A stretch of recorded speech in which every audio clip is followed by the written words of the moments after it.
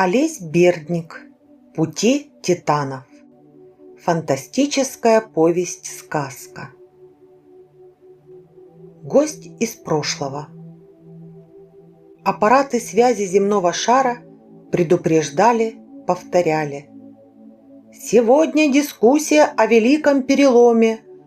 Слушайте все, люди, слушайте все.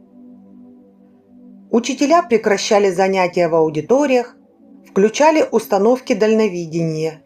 Ученые оставляли лаборатории, спеша к экранам всемирной связи. Гуляющие, отдыхающие, путешествующие во всех уголках Солнечной системы настраивали приемники на волну Совета Великого Союза миров. Контрольные роботы-диспетчеры проводили последнюю проверку. «Луна, готовы ли вы к дискуссии?» «Да», – отвечали лунные станции.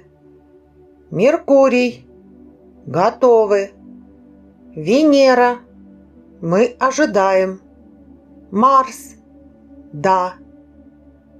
Станции на Плутоне усилили в миллиарды раз энергию сигнала и направили ее к далеким мирам, превратив в лучеподобные сгустки уплотненного времени. Между тем, во дворце Совета Великого Союза миров уже собирались ученые Земли, виднейшие теоретики и практики знания. Они молча, в торжественной тишине занимали места в Исполинском амфитеатре вокруг овального возвышения. Под куполом дворца заструились голубые грозовые волны. Они становились все гуще, насыщеннее, в воздухе запахло свежестью. Это начал действовать аппарат, стимулирующий внимание и мышление. Вспыхнули призрачным светом стены дворца. Растаяли, исчезли. Вместо них появились изображения залов заседаний далеких миров. Пространство дворца как бы расширилось в сотни раз, наполнилось десятками тысяч жителей обитаемых планет. Послышался бесстрастный голос робота-диспетчера. «Все жители Великого Союза миров на одной волне. Дискуссия о великом переломе начинается». На возвышении появился человек. Тысячи ученых Земли и других планет поднятием рук поприветствовали Рама, очередного председателя Совета. Глаза его сияли молодостью и энергией, хотя ему недавно исполнилось 300 лет. Легкая ткань голубоватой одежды Рама подчеркивала гармоничные формы его тела. Рам молчал, как бы собираясь с мыслями, как бы созерцая далекие миры, представители которых смотрели на него с экранов межзвездного видения. Ощутил громадную ответственность за каждое слово, за каждую мысль, которую готовился произнести здесь. Шагнув навстречу миллиардам глаз, произнес уверенно и взволнованно. Братья, борьба, революция – основа прогресса. Это аксиома. Разумный человек понял этот закон. Природа осуществляет революционные преобразования ощупью, зигзагами. Но человек обязан искать кратчайший путь. Когда наступает кризис, необходимо новое направление. Мы накануне такой революции. В чем ее суть? Опасность в нас самих, несовершенстве нашей природы. Органы мышления, эволюционировавшие на протяжении миллионов лет, безнадежно отстают от стремительного потока знания. Они не в состоянии соперничать с молниеносной реакцией логических машин. Мы достигли долголетия в пределах 1000 лет, но и этого недостаточно, чтобы охватить и осознать необъятную сумму даже небольшой части сведений, не говоря уж о мудрости предыдущих поколений. Знание разделилось на многочисленные ручьи, но здравый смысл и логика зовут нас к упрощению, к универсальности, к поискам единства. Настает час великого перелома. Мы собрались, чтобы приблизить его. Вам будет предложен проект нового пути. О нем расскажет Симоний, руководитель главного электронного центра Земли. Братья, мы призываем, слушайте и советуйте. Рам сошел вниз, сел в первом ряду амфитеатра. На возвышение стремительно поднялся худощавый узколицый ученый, одетый, как и председатель, в голубую одежду. В пространстве зазвучал низкий напряженный голос. «Братья, проблема, о которой говорил здесь Рам, ясна, безусловно, всем. Разумный мир стоит перед большой опасностью. Я не знаю, стоит ли напоминать о фактах, которых достаточно в любом мире. Забота о будущем велит нам идти по пути освобождения мыслящих существ от интеллектуальной нагрузки, ставшей невыносимой. Да, я глубоко убежден, что надо передать функции научно-технического мышления электронно-гравитационным аппаратам. Они – порождение нашего разума. Они – наши слуги и друзья. Мы сконструировали мощный автоматический центр, управляющий сейчас научно-технической сетью планеты. Кроме задач координации, мы предоставим ему функции творческого мышления. Он будет анализировать и совершенно безошибочно все научные сведения, поступающие к нему извне, и именно в духе тех законов, по которым идет развитие человечества. Перед нами встают удивительные перспективы. Знание будет развиваться несравненно быстрее, ведь электронно-гравитационные аппараты обладают гораздо большими возможностями, чем люди. Если спросят, какова же роль человека в этой новой эпохе, я отвечу с гордостью. Человек останется властелином, но более могучим. Мы не будем копошиться в лабиринтах анализа, а уверенно пойдем к сияющему солнцу синтеза. Говоря образно, человеку не нужно будет забираться на дерево, чтобы сорвать плод. Это за него сделают мыслящие аппараты. Нам же предстоит лишь одно – пользоваться плодами знания, наслаждаясь их замечательным вкусом. Итак, я предлагаю на рассмотрение наших миров выдвинутый группой ученых Земли проект. Мы будем, вероятно, говорить не о технической стороне дела, его осуществимость не подлежит сомнению. Людей прежде всего интересуют этические, моральные и научные стороны грядущей перестройки. Братья, высказывайтесь и советуйте. Мы, сторонники проекта, ждем вашего суждения. Над сектором Сириуса зажегся зеленый сигнал. Взоры присутствующих обратились к экрану межзвездного видения.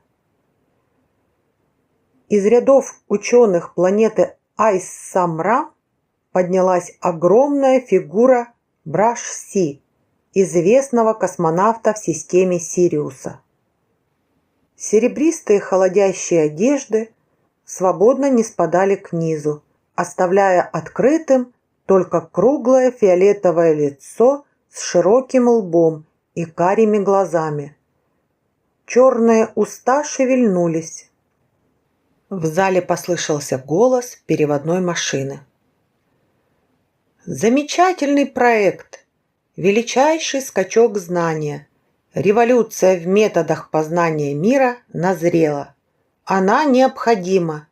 Великий союз миров объединяет много планет, дружно идущих по пути развития знания.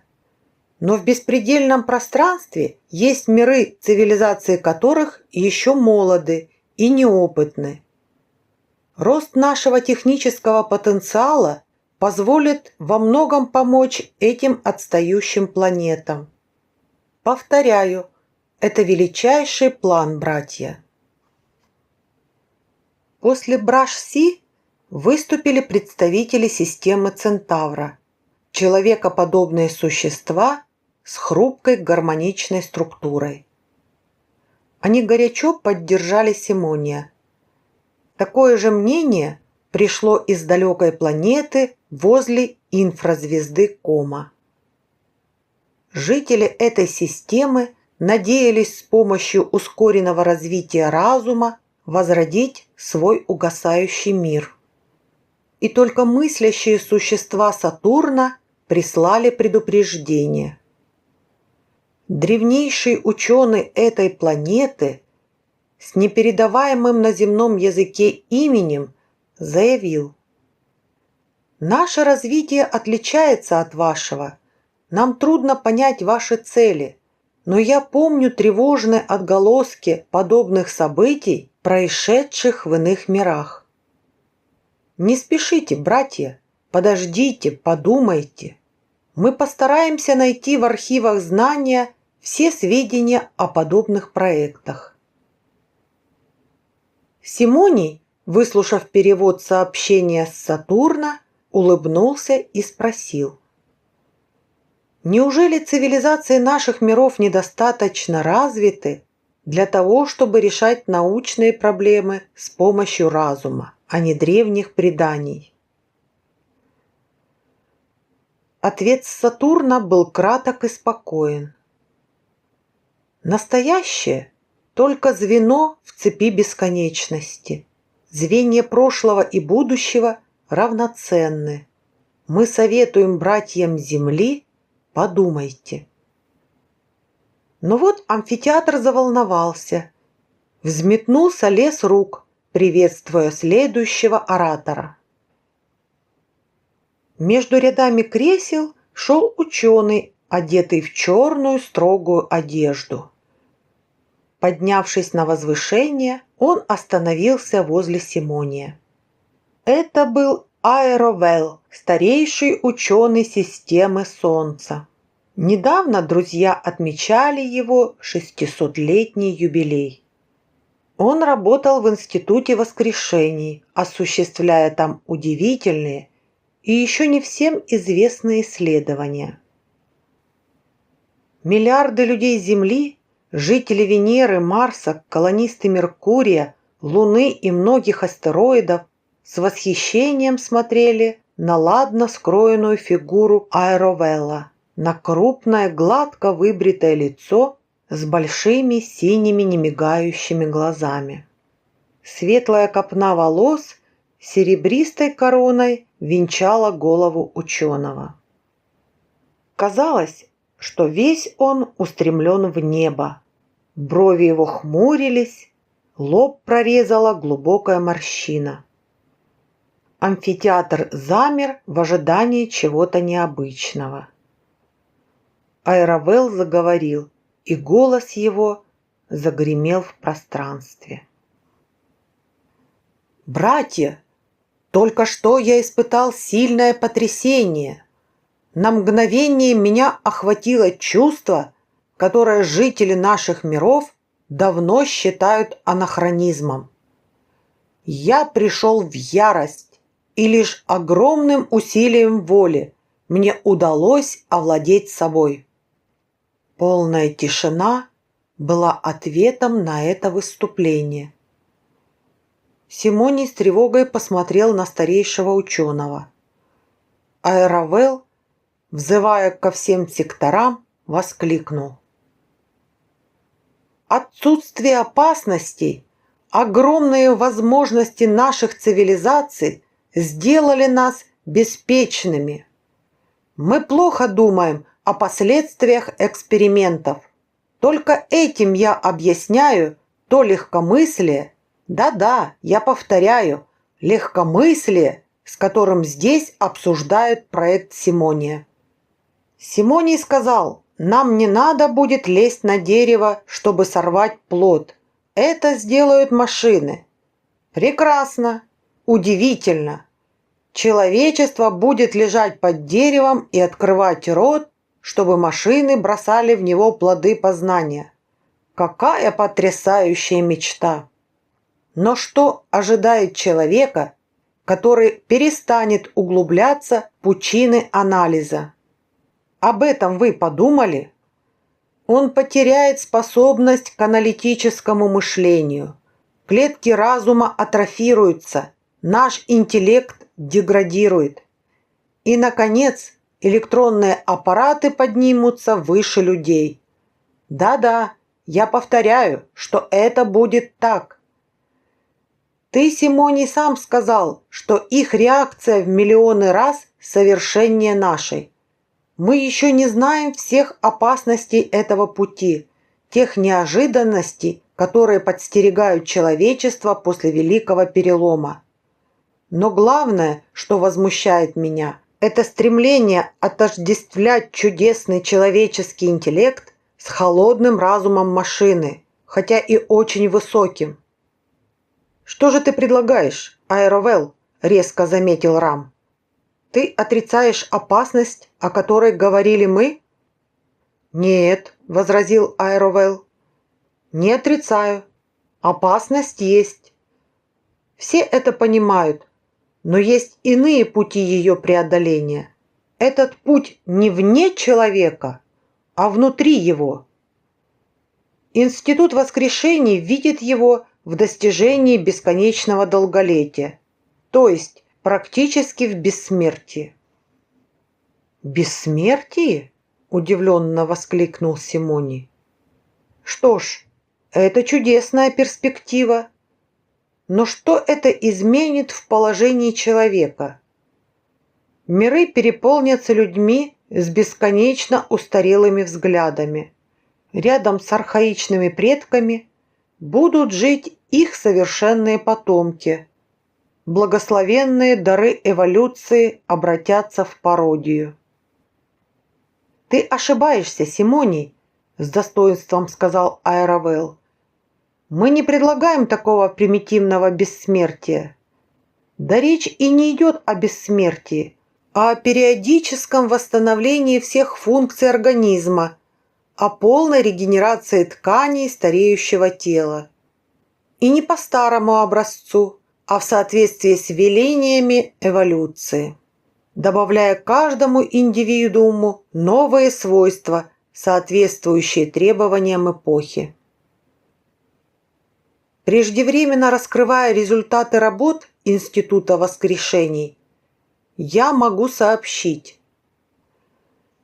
Страстные слова Аэровелла прервал тревожный аккорд. Ученый замолчал. В пространстве над амфитеатром появилось юное девичье лицо. Изображение вздрагивало, колебалось.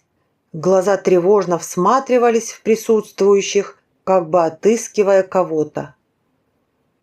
Рам встал, недоумевающе спросил: «Кто ты? Почему прерываешь дискуссию?» «Я Искра», — ответила девушка. «Чрезвычайное событие требует решения совета». «Что случилось?» «Я работаю на станции межпланетных кораблей возле Плутона. Силокаторы только что засекли приближение космического тела. Это звездолет древней конструкции, скорость субсветовая, принцип движения обычный». «Он тормозит?» – взволнованно спросил Рам. «Нет, через несколько часов корабль войдет в систему». «Вы пытались с ним связаться?» «Не отвечает. Мы испробовали все диапазоны гравио- и радиосвязи. Быть может, там нет живых существ, Для размышления времени нет. Выход один – использовать для торможения пространственные заслоны системы. «Хорошо», – подумав, ответил Рам. «Остановите его. Затем отбуксируйте на внеземную станцию. Члены Совета осмотрят звездолет». Изображение искры исчезло, над амфитеатром плыл возбужденный шум. Рам взошел на возвышение, поднял руку. «Мы прервем дискуссию. Быть может, сейчас в космосе решается судьба неведомых мыслящих существ». Люди системы Солнца, затаив дыхание, следили за удивительным космическим событием. Странный корабль неизвестного происхождения устремился из глубин пространства в планетарную систему Солнца. Скорость его была такова, что корабль уподоблялся лучу. Точнейшие аппараты, расшифровав показания силокаторов, определили, что воздушный корабль не замедляет своего полета. Значит, он проскочит систему и снова удалится в беспредельность. Это свидетельствовало о том, что на борту не было живых существ или корабль лишился управления. Искра, молодой инженер внешнего пояса космической станции, получив разрешение Совета, начала приводить в действие свой полный риска план. Она связалась с хранилищами внепланетарной энергии на Плутоне, Титане и на многих астероидах, передала им волю Совета. Стартовав со станции на громадном спутнике-корабле, она вывела его в район предполагаемой встречи со звездолетом. По условному сигналу могучие потоки гравиэнергии начали концентрироваться вокруг спутника корабля. Квантовые преобразователи превратили эту энергию в волны уплотненного пространства, которые устремились навстречу неизвестному звездолету. Вокруг него было создано непроницаемое поле, своеобразный пространственный коридор. Тяготение системы теперь не влияло на межзвездного скитальца. Пространство существовало для него лишь в узком коридоре, который неотвратимо вел к спутнику-кораблю. Люди Солнца и жители Сатурна волновались. Хватит ли энергии? Удастся ли остановить в пределах миллиарда километров звездолет, летящий с субсветовой скоростью? Искра включила добавочные преобразователи. Теперь энергия уплотненного пространства излучалась по центру канала навстречу чужому кораблю. Плотность излучения постепенно нарастала. Рядом с девушкой вспыхивали экраны связи. Далекий голос подруги, дежурившей на станции наблюдения, тревожно сообщил: «Скорость уменьшается. 250 тысяч километров, 248, 247. Искорка, надо усилить излучение». «Все исчерпано», – беспомощно ответила девушка. «Включи счетно-решающий автомат и определи, когда произойдет встреча». Несколько мгновений тягостного ожидания, затем растерянный голос подруги. «Столкновение неизбежно. Сейчас же уходи с пути». «Нет», – с вызовом воскликнула Искра, – «мы обязаны остановить его». И как бы поощряя ее уверенность и мужество, в эфире раздался мощный голос Рама. «Верно, ты, девушка, права. Хранилище внепланетной энергии. Слушайте приказ Совета.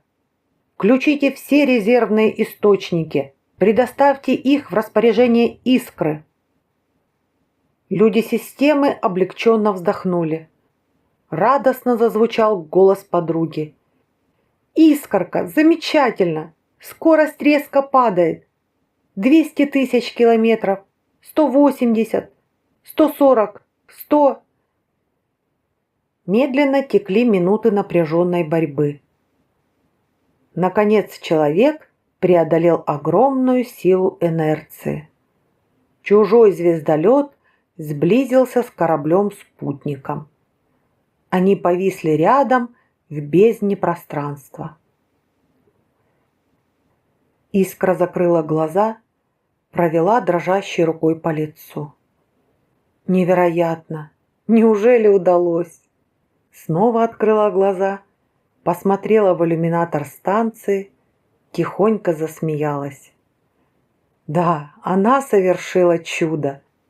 Вот он, странный бродяга Вселенной. Кто в нем? Откуда он? Что скажет человечеству Солнца его экипаж? Девушка снова уверенно села за пульт, включила систему программирования. Через несколько минут в центральной части станции спутника открылся гигантский шлюз. В него медленно вплыл чужой звездолет. Шлюз закрылся. После этого спутник-корабль двинулся к далекой Земле, держа курс на главную внеземную станцию планеты. Рам, Айровелл, Симони и несколько видных ученых Земли прямо из Дворца Совета вылетели на внеземной космодром. Их гравелет встречали инженеры станции. Между ними стояла Искра. Рам сразу узнал девушку, крепко пожал руку и, любуясь ею, сердечно сказал: «Такая маленькая и такая смелая!» Ученые одобрительно улыбались. Девушка в самом деле была миниатюрной, с рыжей мальчишеской прической, блестящими серыми глазами и тонкими музыкальными пальцами. Как-то не верилось, что она только что совершила подвиг. «Что ж, ведите, показывайте вашего пленника», — усмехнулся Рам. Инженеры вместе с прибывшими направились к центру полусферической станции космодрома. Звездолет уже стоял на внутренней площадке приемника. Он был цилиндрической формы, суженный кверху. Вокруг цилиндра велась мощная спираль. Весь корабль был ржаво-грязного цвета. Очевидно, он прошел неизмеримое пространство. «А теперь пробовали связаться?» – спросил Рам. «Пробовали», – ответила Искра. «Ответа, как и прежде, нет. При просвечивании гравилучом люди не обнаружены». «Уверяю, в основе этой конструкции принцип гравитации», – сказал Айровелл. «Только более примитивной культуры, чем наша». «Да, похоже», – согласился Рам. «На Земле тоже когда-то были такие корабли. Наши предки устремлялись на них в бесконечность. Как и их предки на челноках в океаны», – подхватил Айровелл. «Но откуда этот звездолет?» «Скоро это узнаем. Вы только действуйте крайне осторожно. Живые существа могут находиться в состоянии анабиоза». Инженеры космодрома включили роботы. Звездолет окружили разнообразные механизмы. Ажурные вышки подняли к середине 100-метрового корабля гравиизлучатели. Несколько минут они изучали обшивку. Затем вибронож вырезал большое отверстие в корпусе звездолета. Площадка подъемника с 3 учеными и девушкой остановились у отверстия. Они вошли в темный коридор. Рам включил небольшой фонарик. Яркий луч осветил серебристые стены, глазки приборов. Коридор вился вокруг гигантской центральной трубы, где, вероятно, были расположены энергетические установки. Ученые двинулись вверх. Вокруг мерцали слабые огоньки, освещая узкие двери, ниши, иллюминаторы. Полную тишину нарушали лишь шаги. Они прошли несколько витков этой спирали и наткнулись на стену, которая преградила им путь. Впрочем, это была не стена, а прозрачная дверь. Рам поднял фонарик, и взору людей предстала странная картина. За дверью находилась каюта, откуда, очевидно, осуществлялось управление. На стенках мерцали матовые экраны, темнели панели с рядами приборов. Перед основным пультом два глубоких кресла. В одном виднелась человеческая фигура. Космонавт был неподвижен, голова его лежала на пульте. В свете луча фонарика тень человека заколебалась. Искре показалось, что космонавт шевельнулся. Она тревожно вздохнула. «Космонавт!» «Человек Земли!» – прошептал Айровелл. «Я уверен в этом. Почему мы ничего не знаем об этой экспедиции? Когда она вылетела?» «А может быть, он лишь похож на нас?» – возразил Рам. «Разве во Вселенной не могут быть цивилизации с похожими на нас живыми существами?» Взглянув на Искру, он взволнованно добавил. «Во всяком случае, это замечательно.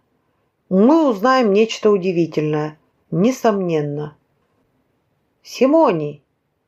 «Я слушаю, Рам».